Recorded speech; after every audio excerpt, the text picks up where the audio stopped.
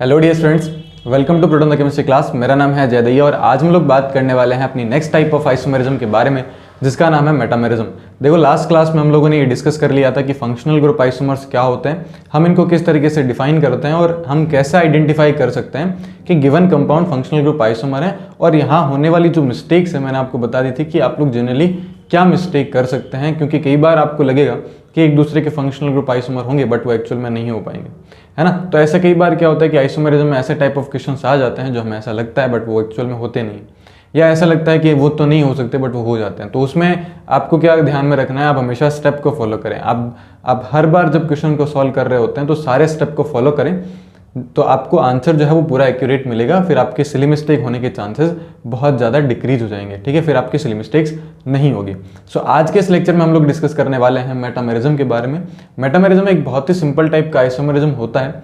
ये वो कंपाउंड जो होते हैं वो शो करते हैं जो बाईवेलेंट या फिर पॉलीवेलेंट जिसको अपन बोल सकते हैं, यानी कि जिसके पास में ऐसे फंक्शनल ग्रुप जिनके पास में एक से ज़्यादा वैलेंसी प्रेजेंट होती है, वो क्या कर सकते हैं, मेटामेरिज्म कर सकते हैं। जैसा कि आप लोग डेफिनेशन जो है वो देख सकते हैं कि जो पॉलीवेलेंट एटम्स होते हैं या फिर आप बोल सकते हो कि पॉलीवेलेंट फंक्शनल ग्रुप्स होते हैं, उनके जो सारी की सारी वैलेंसी होती है, अगर वहाँ पे एल्काइल ग्रुप का नेचर अलग अलग है तो दे आर मेटामर्स, ठीक है। तो वो क्या होंगे, मेटामर्स होंगे। अच्छा, मेटामर में कुछ आप लोग केस ध्यान रखेंगे कि जब भी आप मेटामेरिज्म को कंसिडर कर रहे हैं तो ये कंफर्म करें कि आपका फंक्शनल ग्रुप कांस्टेंट होना चाहिए, नंबर ऑफ डबल बॉन्ड जितने भी उसके अंदर लगे हुए हैं या फिर मल्टीपल बॉन्ड्स या फिर सब्स्टिट्यूट ग्रुप, ये फिक्स होना चाहिए, उसमें चेंजेस कुछ भी नहीं होना चाहिए।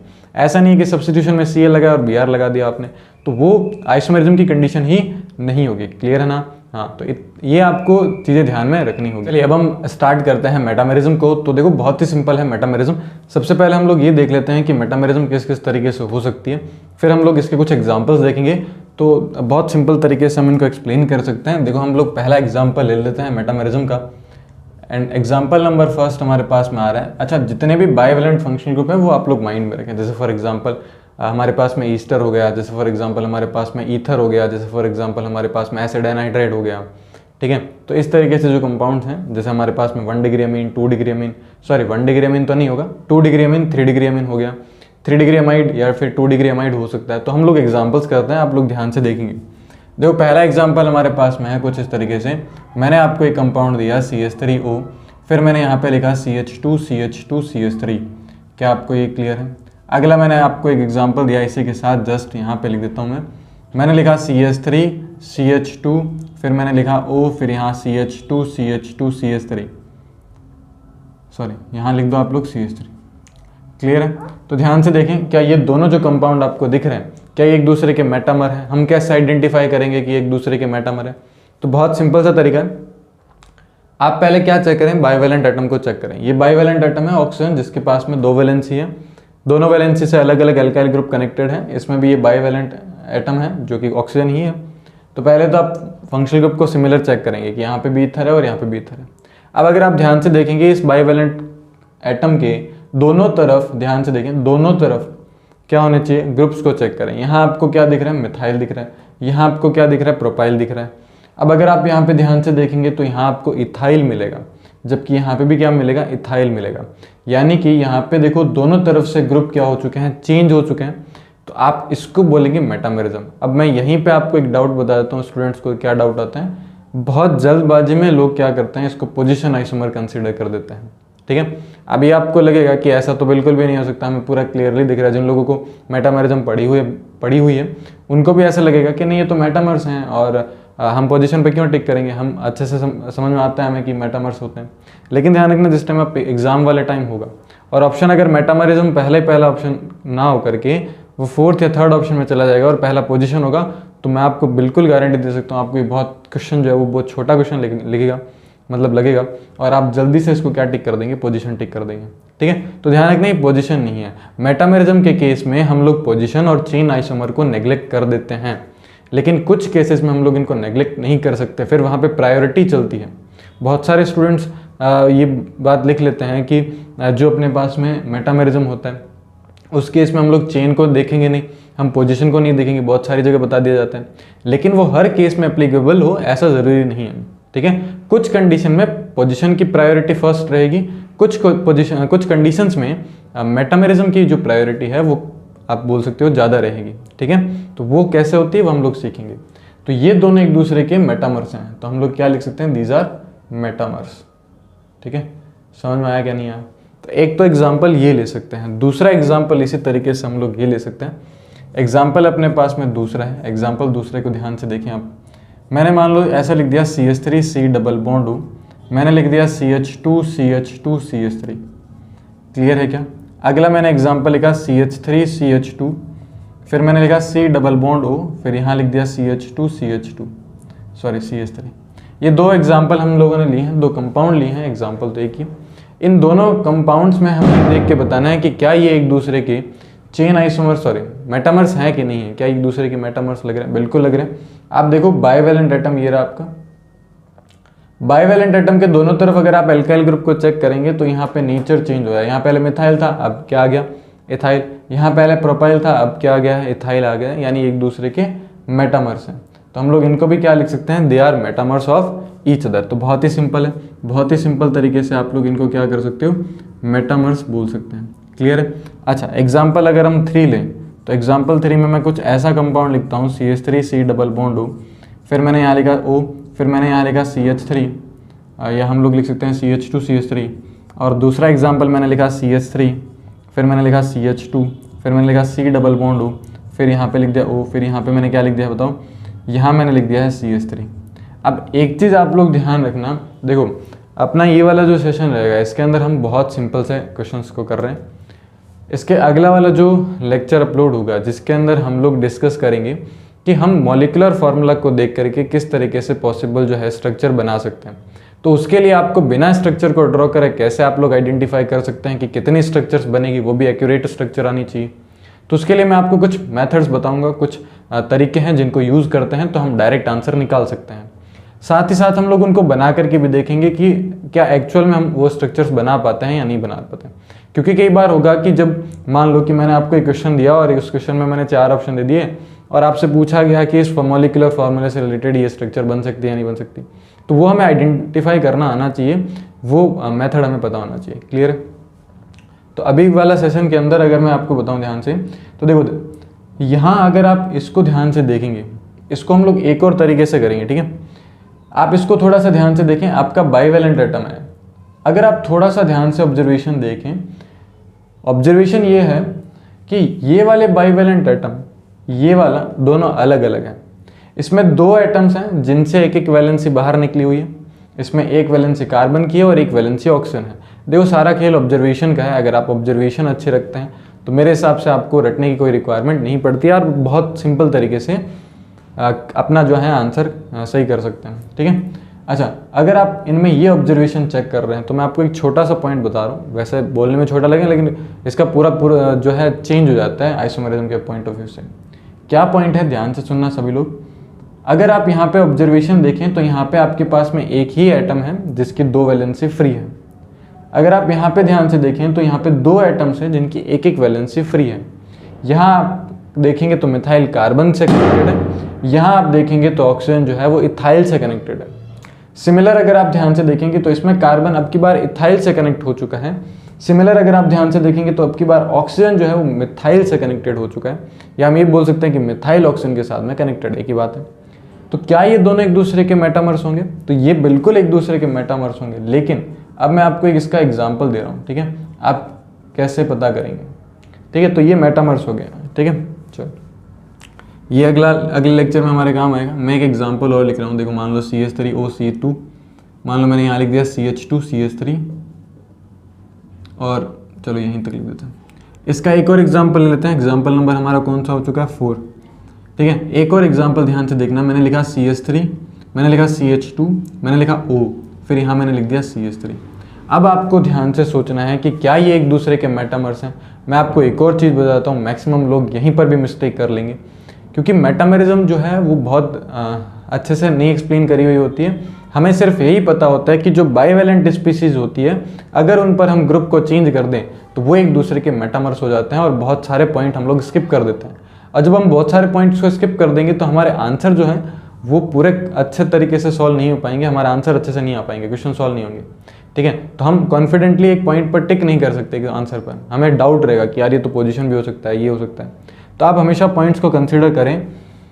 इस वाले को मैंने आपको स्टार्टिंग में कहा है कि ऑब्जर्वेशन का पूरा सिस्टम रहेगा, आपको ऑब्जर्वेशन चेक करनी है, क्या ये दोनों एक दूसरे के मेटामर्स होंगे या नहीं होंगे।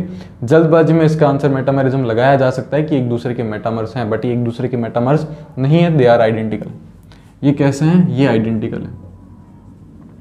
अब कुछ लोग कहेंगे कि ये आइडेंटिकल कैसे हो सकते हैं, है ना, जबकि हमने तो यही पढ़ा है कि अगर जो बाइवेलेंट एटम होता है उस बाइवेलेंट एटम के दोनों तरफ अगर वैलेंसीज चेंज हो रही है तो वो एक दूसरे के मेटामर्स होते हैं। ऐसा बिल्कुल होता है, बट वो इस फॉर्मूले के लिए एप्लीकेबल नहीं है। अब ऐसा भी हम लोग नहीं बोल सकते। तो थोड़ा सा ध्यान से देखें आप लोग। आप अगर ध्यान से देखेंगे तो इसमें और इसमें मैं जो कंपैरिजन करवा रहा था वो यहीं आएगा। आप देखो थोड़ा सा ध्यान से, अभी आपको लगेगा कि ये किस मतलब क्या चीज़ें चल रही है, हमें कुछ समझ में नहीं आ रहा, बट थोड़ा सा अगर आप ऑब्जर्वेशन वाइज देखेंगे तो मेरे हिसाब से मेटामरिज्म से रिलेटेड फिर आपको किसी भी चीज़ में दिक्कत नहीं आएगी, क्योंकि कई बार आपको लगेगा कि आप जब क्वेश्चन सॉल्व करेंगे ना तो आप मेरी बात से रिलेट करेंगे। ठीक है, देखिए अगर आप इसको ऑब्जर्व करें ध्यान से, तो मैंने आपको जो चीज़ बताई थी वो थी कि यहाँ जो वैलेंसी निकली हुई है वो एक तो कार्बन से निकली हुई है, यहाँ एक ऑक्सीजन से निकली हुई है। तो अभी अगर आप देखो तो ये वाला मिथाइल कार्बन से कनेक्टेड है और अभी ये वाला मिथाइल ऑक्सीजन से कनेक्टेड है। आप ध्यान से समझ रहे हैं। अब आप इसको ध्यान से देखेंगे तो यहाँ तो सिर्फ और सिर्फ जो वैलेंसी है वो दोनों वैलेंसी एक ही एटम से निकली हुई है। तो अगर आप चाहे इधर CH3 जोड़ो, अब अगर आप चाहे इधर CH3 जोड़ो, ये बहुत सिंपल है कि मैंने इस वाले कंपाउंड को फ्लिप कर दिया है जिसमें ये बन चुका है। सही है क्या नहीं? तो ध्यान रखना, कई बार दिखने में लगेगा, जब आप क्वेश्चन सॉल्व करेंगे तो ये पॉइंट्स आप लोग नोट करें और ज़रूर आपको आपके साथ में यही मिस्टेक होगी, आप इसी तरीके से इसका सॉल्यूशन करेंगे और डेफिनेटली आप इसको मेटामरिज्म एक बार तो टिक करेंगे ही करेंगे। तो आप लोग इन पॉइंट्स को ध्यान में रखेंगे। चलो अब एग्जाम्पल हम लोग करते हैं, एक और एग्जाम्पल नंबर हम लोग करते हैं 5। ठीक है, एग्जाम्पल नंबर हमारे पास में 5 है। हमने लिखा CH3 CH2 C double bond O, फिर मैंने यहाँ लिख दिया O, फिर C डबल बॉन्ड O, मैंने यहाँ लिख दिया CH3। ठीक है, अच्छा एक और एग्जाम्पल अगर लिया जाए तो मैं कुछ ऐसा लिख रहा हूँ CH3, फिर यहाँ मैंने लिख दिया है CH, चलो यहाँ लिख देते हैं C डबल बॉन्ड O, फिर यहाँ अपने पास में C डबल बॉन्ड O, फिर मैंने यहाँ पे लिख दिया है CH2 CH3। हाँ बताएं, अब सेम वही कॉन्सेप्ट लगाना है जो अभी हम लोग डिस्कस कर रहे हैं। आप लोग जल्दी से बताएं कि क्या ये, अगर आप ध्यान से देखें, क्या ये एक दूसरे के मेटामर्स हैं या नहीं है। तो बहुत ही सिंपल सा तरीका है, देखो यहाँ पे कार्बन वैलेंसी है, यहाँ पे भी कार्बन है, यानी कि जो वैलेंसी निकली है वो दोनों अलग अलग है, लेकिन ये पूरा मॉलिक्यूल आइडेंटिकल है, पूरा मॉलिक्यूल सिमेट्रिकल है। देखो ध्यान से, ये पूरा का पूरा मॉलिक्यूल कैसा है? सिमेट्रिकल है। आप इसका नाम लिखेंगे और इसका नाम लिखो, IUPAC नेम लिख करके चेक कर लिया करो, सबसे बेस्ट रूल होता है। अगर आपको 1% भी डाउट आता है कि इनमें स्ट्रक्चरल आइसोमेरिज्म होगी या नहीं होगी, आप सिंपल सा काम करें, आप IUPAC नेम लिखें, बस उसके लिए IUPAC नेम आपका सही लिखा हुआ होना चाहिए। आपने IUPAC नेम ही गलत लिखा है तो फिर तो आपको कोई भी आंसर नहीं करके देख सकता। तो आप IUPAC नेम जरूर लिखेंगे, IUPAC नेम आपका करेक्ट होना चाहिए। जब आप IUPAC नेम करेक्ट लिखेंगे तो आपको ये क्लियरली पता चल जाएगा कि कौन से कंपाउंड एक दूसरे के आइसोमर हैं स्ट्रक्चरल। ध्यान रखना, स्ट्रक्चरल आइसोमर्स के IUPAC नेम अलग अलग होते हैं। दो स्ट्रक्चरल कंपाउंड के कभी IUPAC नेम सेम नहीं हो सकते हैं। इसको आप लोग कॉपी की जो टॉप पोजीशन होती है वहाँ पे नोट कर लेना। दो स्ट्रक्चरल आइसोमेरिज्म या आइसोमर्स के जो IUPAC नेम होते हैं वो कभी सिमिलर नहीं हो सकते, उनमें डिफरेंस होगा। पोजीशन है तो पोजीशन में डिफरेंस होगा, फंक्शनल ग्रुप है तो फंक्शनल ग्रुप में डिफरेंस होगा, चेन है तो चेन में डिफरेंस होगा। क्लियर है? अब अगर आप इन दोनों का नाम लिखेंगे तो इन दोनों का नाम बिल्कुल सेम आएगा। कमेंट में आप लोग इन दोनों के IUPAC नेम लिख के देखें कि क्या आ रहा है इनके नाम। ठीक है, ये आपके लिए खुद क्या काम है। चलो अगला एग्जाम्पल लिखें हम लोग, example number 6। Example number 6 similar ऐसा लिया जा सकता है CH3 CH2, और मैंने लिख दिया यहाँ पे CH2, मैंने लिख दिया S और यहाँ लिख दिया CH3, और यहाँ कुछ मैंने लिख दिया CH3 CH2, फिर S, फिर यहाँ लिख दिया मैंने CH2 CH3। ठीक है, तो जैसे ये ईथर था वैसे ये थायो ईथर है। ठीक है, तो आप यहाँ से भी कर सकते हो, दे आर बहुत ही सिंपल है, दे आर मेटामर्स। ठीक है, तो इसमें तो सोचने वाली बात ही नहीं है।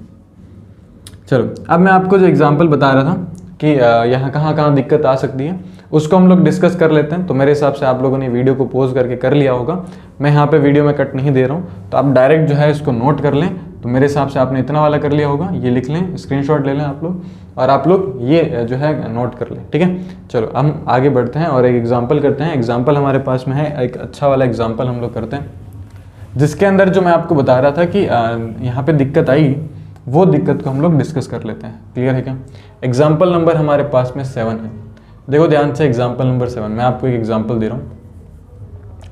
हमारे पास में है CH3, हमारे पास में है CH2, एंड हमने ये लिखा है यहाँ पे मान लो हम लोगों ने लिख लिया C डबल बॉन्ड O, और फिर मैंने यहाँ पे लिख दिया, सपोज करो मैंने लिख दिया यहाँ पे CH3, और चलो इसमें CH2 कर देते हैं हम लोग। इधर हम लोग CH2 CH3, एक तो कंपाउंड ये दिया गया है, दूसरा कंपाउंड हमें ये दिया गया है CH3, फिर यहाँ अपने को CH2 दिया गया, फिर यहाँ CH2 दिया गया, फिर ये C double bond O CH3 आ चुका है। इसका एक और एग्जांपल हम लोग ले सकते हैं CH3, और फिर यहाँ लिखा हुआ है C, फिर यहाँ लिखा हुआ है CH3, एंड फिर यहाँ लिखा हुआ है C डबल बॉन्ड O, फिर यहाँ लिखा हुआ है CH3, ठीक है। एंड अगर हम यहाँ पे देखें तो यहाँ इस तरीके से आ चुका है। अब ध्यान से देखना आप लोग, शायद मैंने ये एग्जांपल आपको पोजीशन में एक्सप्लेन करा है, अभी एग्जैक्ट तो मेरे को कंपाउंड याद नहीं है, बट इससे रिलेटेड होता है, मैं आपको पॉइंट जो है रिलेट करवा दूंगा। ये अपने को तीन जो है कंपाउंड दिए गए हैं, compound first, second and third, आपको पेपर में ऐसे तरीके से मिलेंगे, फर्स्ट, सेकंड एंड थर्ड। आपको ये बताना है कि फर्स्ट, सेकंड, थर्ड में क्या क्या रिलेशन होगा। मैं यहाँ पे रिलेशन लिख देता हूँ, फर्स्ट एंड सेकंड में आपको रिलेशन बताना है, एंड अगर आप देखें तो आपको फर्स्ट एंड थर्ड में रिलेशन बताना है, एंड अगर आप देखें तो आपको सेकंड एंड थर्ड में रिलेशन बताना है। बता सकते हैं क्या? कुछ लोग कहेंगे कि सर रिलेशन के बारे में क्यों पूछ रहे है ना, तो आपको ये बताना है कि इन सब में क्या क्या रिलेशन है, कौन किसका क्या लगता है, आपको ये बताना है। बताओ फर्स्ट एंड सेकंड के बीच में कौन सा रिलेशन होगा? सभी लोग ध्यान से बताएंगे। फर्स्ट एंड सेकंड में बहुत ही सिंपल है, first and second are metamers, ठीक है। तो मैं मेटा लिख रहा हूँ यहाँ पे, मेरे हिसाब से आप लोग क्लियरली समझ जाएंगे मेटा। फर्स्ट एंड सेकंड तो बहुत ही क्लियरली दिख रहे हैं, हम लोगों ने अभी भी प्रैक्टिस करा है कि ये मेटामर्स होंगे। फर्स्ट एंड थर्ड को अगर हम डिस्कस करें तो फर्स्ट एंड थर्ड ये भी एक दूसरे के क्या है, मेटामर्स हैं। अगर आप ध्यान से देखो, यहाँ CH2 CH3 है, यहाँ CH3 है, तो ये भी एक दूसरे के मेटामर्स हो चुके हैं। अब बारी आती है सेकंड और थर्ड के बारे में। सेकंड और थर्ड के अंदर बहुत ही सिंपल तरीके से आप एक्सप्लेन कर सकते हो। अब ध्यान से देखना आप लोग, इस साइड अगर आप देखो तो दोनों मैंने सेम रख दिए CH3 सही है। इस साइड हमने दोनों सेम रख दिए CH3, तो ये मेटामर्स तो होंगे, बट साथ में क्या होंगे, पोजीशन भी होंगे। सॉरी स्पेलिंग आप लोग लिख लेंगे, मेटामर्स के साथ साथ में पोजीशन होंगे।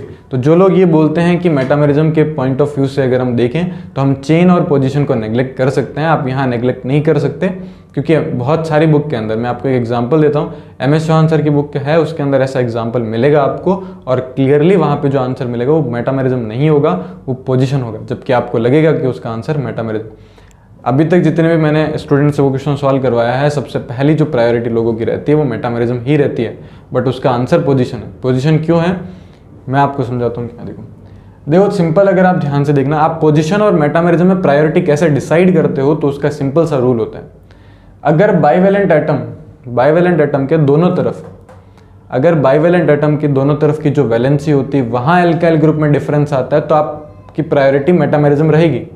लेकिन अगर एक ही साइड डिफरेंस आता है तो फिर आपकी प्रायोरिटी मेटामरिज्म नहीं रहेगी, आपकी प्रायोरिटी पोजीशन रहेगी। लेकिन अगर हाँ मान लो ऑप्शन में नहीं मिल रहा पोजीशन, सिर्फ और सिर्फ मेटामरिज्म ही ऑप्शन में मिल रहा है, तो आप ऑप्शन में मेटामरिज्म ही टिक करेंगे। क्लियर है? लेकिन अगर ऑप्शन में पोजीशन दिया गया है तो आप पोजीशन को ही टिक करेंगे, फर्स्ट प्रायोरिटी पोजीशन को जाएगी। आप ध्यान से देखें कि यहाँ और यहाँ दोनों सेम हैं, सेम एल्काइल ग्रुप दिख रहे हैं CH3। तो आप यहाँ पे क्या करेंगे, इस वाले और इस वाले को ध्यान से देखें, इस वाले और इस वाले को ध्यान से देखेंगे तो आप देखेंगे 1 2 3 ऐसा होगा। एंड अगर आप इस वाले को ध्यान से देखेंगे 1 2 3, ठीक है। तो यहाँ पोजीशन चेंज हो चुकी है, दे आर पोजीशन आइसोमर्स, ठीक है। तो ध्यान रखना इन दोनों के बीच का फर्स्ट प्रायोरिटी क्या रहेगा, पोजीशन आइसोमरिज्म रहेगा। क्लियर है? तो मेरे हिसाब से आपको ये सब चीज़ें समझ में आ चुकी होगी। अब देखो मेटामरिज्म से रिलेटेड हम लोग यही प्रैक्टिस करेंगे, इसके अलावा हम लोग नहीं करेंगे। जैसा कि मैंने आपको बताया था कि जो हमारा प्रैक्टिस सेशन रहेगा वो पूरा का पूरा हम लोग एक अलग से सेशन बनाएंगे जिसके अंदर हम लोग प्रैक्टिस करेंगे और किस तरीके से मेटामर्स या जितने भी टाइप के आइसोमर्स बनाए जा सकते हैं एक मॉलिक्यूलर फार्मूले से हम लोग डिस्कस करेंगे, वो सबसे इंपॉर्टेंट पॉइंट रहेगा। लेकिन उसके लिए वो समझने के लिए आपको एक बेसिक जो है चीज़ें आनी चाहिए कि मेटामर्स क्या होते हैं, फंक्शनल ग्रुप आइसोमर्स क्या होते हैं, चेन आइसोमर्स क्या होते हैं, पोजीशन क्या होता है। अभी देखो हमारे पास में 2 टाइप की आइसोमेरिज्म बाकी है, रिंग चेन आइसोमेरिज्म बाकी है और एक हमारे पास में जो है टोटोमेरिज्म बाकी है। टोटोमेरिज्म के लिए मैंने आपको बता दिया है कि मैंने वीडियो बना रखे हैं, तो टोटोमेरिज्म के हम डायरेक्ट क्वेश्चन करेंगे। टोटल क्वेश्चन प्रैक्टिस के 2 सेशन आएंगे, जिसके अंदर पहला हम लोग एक बेसिक सा फॉर्मेट सीखेंगे कि क्वेश्चन को सॉल्व कैसे करना है। सेकंड हम लोग करेंगे क्वेश्चन प्रैक्टिस बहुत अच्छे तरीके से। तो 2 सेशन क्वेश्चन प्रैक्टिस करेंगे, फिर हमारा स्ट्रक्चरल वाला पूरा पोर्शन कंप्लीटली खत्म हो जाएगा। स्ट्रक्चरल से जितने भी अच्छे अच्छे बुक्स के अंदर क्वेश्चंस मिलेंगे हम लोग सारा प्रैक्टिस करेंगे। एंड हम लोग रिंग चेन आइसोमेरिज्म को जो है वो पढ़ लेते हैं। बहुत छोटा सा टॉपिक है, 5 मिनट में वो कंप्लीट हो जाएगा, उससे ज़्यादा आपको एग्जाम्पल देखने को नहीं मिलेंगे। लेकिन हाँ, आप मॉलिक्यूलर फार्मूले से स्ट्रक्चर्स बनाएंगे तो उसमें हम लोग रिलेशन देखते रहेंगे, तो हमारा सारा जो है पार्ट कवरअप होता रहेगा। क्लियर है? तो हमारा मेन जब जो पूरा का पूरा मोटिव है वो ये है कि हम क्वेश्चन को किस तरीके से सॉल्व कर सकते हैं, क्योंकि जब तक आपसे क्वेश्चन सॉल्व नहीं होंगे, आपकी करेक्ट स्ट्रक्चर नहीं बनेगी, करेक्ट नंबर नहीं आएंगे आइसोमर से रिलेटेड, तो फिर आप चाहे जितनी भी थ्योरी पढ़ें आइसोमेरिज्म से रिलेटेड, आपके अगर क्वेश्चन सही नहीं हो रहे हैं तो इसका मतलब आपको उसके अंदर अभी भी डाउट है और आपको बहुत अच्छे ढंग से अप्रोच लगानी नहीं आ रही है कि आप किस तरीके से क्वेश्चन को अप्रोच करें ताकि आपका आंसर सही आए। क्लियर है? तो हम नेक्स्ट सेशन के अंदर डिस्कस करेंगे क्वेश्चन प्रैक्टिस को। तो अभी हम लोग थोड़े टाइम में रिंग चेन आइसोमेरिज्म को कंप्लीट कर लेते हैं, फिर इस जो लेक्चर को है वो खत्म करते हैं। क्लियर? हम बात करते हैं रिंग चेन आइसोमेरिज्म के बारे में। बहुत ही सिंपल सा रिंग चेन आइसोमेरिज्म होता है, मैं आपको एक लाइन के अंदर इसको अच्छे से एक्सप्लेन कर दूंगा। आपको ध्यान क्या रखना है रिंग चेन आइसोमेरिज्म में, देखो ध्यान से। अगर आपके पास में मान लो कोई डबल बॉन्ड, ऐसा डीओयू आप लोग को निकालना आता है, तो डीओयू को मैच करें तो आपका आंसर आ जाएगा। एक आपके पास में ओपन चेन होगी, एक आपके पास में क्लोज चेन होगी, एंड दूसरा अगर आपके पास में दोनों क्लोज चेन है तो उसमें भी रिंग चेन आइसोमेरिज्म हो सकती है। ठीक है? तो अगर आप ध्यान से देखेंगे तो मैं एक आपको एग्जांपल दे रहा हूँ। मान लो आपके पास में CH2 डबल बॉन्ड CH2 लिखा हुआ है और यहाँ मैंने CH3 लिख दिया और मैंने यहाँ पे भी क्या लिख दिया है, CH3 लिख दिया है। ठीक है? ये एक आपके पास में कंपाउंड है जिसमें 4 कार्बन है, यानी कि इस कंपाउंड का डीओयू जो होगा वो कितना होगा, 1 होगा। तो इसी से रिलेटेड हम लोग क्या कर सकते हैं, हम एक स्ट्रक्चर ऐसा बना सकते हैं, यानी ये दोनों कंपाउंड एक दूसरे के रिंग चेन आइसोमर है, यानी RCI है। क्लियर है? बहुत ही सिंपल तरीका हो सकता है। अच्छा ध्यान से देखें, अगर मैं इसी को आगे रिलेट करूँ, ये हमें एक एग्जाम्पल दिया गया और मैंने एक एग्जाम्पल लिया कुछ ऐसा वाला। ठीक है? तो ये भी एक दूसरे के कौन से हैं, ये दोनों एक दूसरे के RCI हैं। वैसे चेन आइसोमर्स भी हम लोग कंसिडर कर सकते हैं, ठीक है, लेकिन ये रिंग चेन आइसोमर्स होते हैं, ये और ये एक दूसरे के क्या हो जाएंगे, रिंग चेन आइसोमर्स। इसमें 4 कार्बन की रिंग चेन बनेगी और इसमें 3 कार्बन की चेन बनेगी, ऐसे भी हम लोग बोल सकते हैं और रिंग चेन आइसोमर भी कंसिडर कर सकते हैं। क्लियर है? अच्छा, इसी तरीके से अगर मान लो आपको दिया गया हो कुछ इस तरीके का कंपाउंड, जैसे मान लो कि अपने पास में है CH3, फिर यहाँ C ट्रिपल बॉन्ड, फिर यहाँ CH3 लिखा हुआ है। ये कंपाउंड है, इसका डीओयू कितना है अपने पास, इसका डीओयू 2 है। तो हमें 2 डीओयू वाला कंपाउंड बनाना पड़ेगा। देखो 4 कार्बन ये हो चुके हैं और इसको ऐसे खींच लो तो ये बन जाएगा अपने पास में। ये इसका डीओयू कितना आएगा, इसका भी डीओयू 2 आएगा। समझ में आया कि नहीं आया? तो बहुत सिंपल है, रिंग चेन आइसोमेरिज्म में आपको टेंशन लेने की कोई रिक्वायरमेंट नहीं पड़ेगी। मैं एक और एग्जांपल आपको दे देता हूँ। एग्जांपल है हमारे पास में, सपोज यहाँ मिथाइल लगा हुआ है, यहाँ मैंने NH लिख रखा है और मैंने यहाँ पे मिथाइल लिख रखा है। ठीक है? एक एग्जांपल मैंने ये लिया और मैंने यहाँ पे क्या कर दिया, पूरा का पूरा इस तरीके से लिखा हुआ है और यहाँ मैंने लिख दिया NH2 और मैंने यहाँ पे लिख दिया है मिथाइल और मैंने यहाँ पे लिख दिया है मिथाइल। अब आपसे पूछा गया कि क्या ये एक दूसरे के चेन आइसोमर्स या फिर रिंग चेन आइसोमर्स हैं कि नहीं है, तो ध्यान रखना, they are not ring chain isomers, they are functional group isomers. ये जो है ये अपने पास में 2 डिग्री है और ये अपने पास में 1 डिग्री है। ठीक है? बाकी जब चेक करेंगे 2 मिथाइल है, 1 हाइड्रोजन है जिसकी हम लोगों ने यहाँ से हटा दिया, तो 1 हाइड्रोजन इसमें एक्स्ट्रा आ गया, तो यहाँ से जब हम हाइड्रोजन हटा करके डालेंगे वहाँ चला जाएगा। सही है क्या? तो बहुत ही सिंपल सा तरीका होता है रिंग चेन आइसोमर्स को एक्सप्लेन करने का। अगेन मैं आपको वही चीज़ बताऊंगा कि हम यहाँ पर ज़्यादा जो है क्वेश्चन प्रैक्टिस नहीं करेंगे। पूरा का पूरा सेशन आप लोग जरूर देखें, जिसके अंदर हम लोग पहले बेसिक कवर करेंगे कि कैसे क्वेश्चन का अप्रोच करना होता है, फिर हम लोग बहुत सारे नंबर ऑफ क्वेश्चंस करेंगे। हो सकता है कि हम लोग इस लेक्चर को थोड़ा लंबा कर दें और अच्छे टाइप ऑफ क्वेश्चंस को प्रैक्टिस करेंगे। क्लियर है? सो आई होप आपको metamerism and ring chain isomerism को समझ में आई होगी। इससे रिलेटेड कुछ भी डाउट रहता है तो आप हमारे व्हाट्सएप पे कनेक्ट हो सकते हैं। मैंने इस पर एक सेपरेट वीडियो बनाया हुआ है कि अगर आपको कोई भी डाउट आता है नीट और जेईई से रिलेटेड, आप जो है हमें व्हाट्सएप कर सकते हैं। नंबर आपको उस वीडियो में मिलेगा, आप जा करके देख सकते हैं। इंस्टाग्राम पर भी आप हमसे कनेक्ट हो सकते हैं, वहाँ पर भी आप लोग पूछ सकते हैं और वहाँ पर जेई से रिलेटेड जो है क्वेश्चन अपलोड करे जाते हैं, तो आप वो भी सॉल्व करके अपने आंसर कमेंट कर सकते हैं और उसका डिटेल सॉल्यूशन अगले ही दिन मिलता है। सो आई होप आपको ये वीडियो पसंद आया होगा। अगर वीडियो को पसंद आया तो प्लीज़ वीडियो को लाइक करें, चैनल को सब्सक्राइब करें। मिलते हैं नेक्स्ट वीडियो के अंदर, जिसके अंदर हम लोग डिस्कस करेंगे बहुत सारे टाइप ऑफ क्वेश्चन को। ओके, मिलते हैं नेक्स्ट वीडियो के अंदर, तब तक के लिए गुड बाय।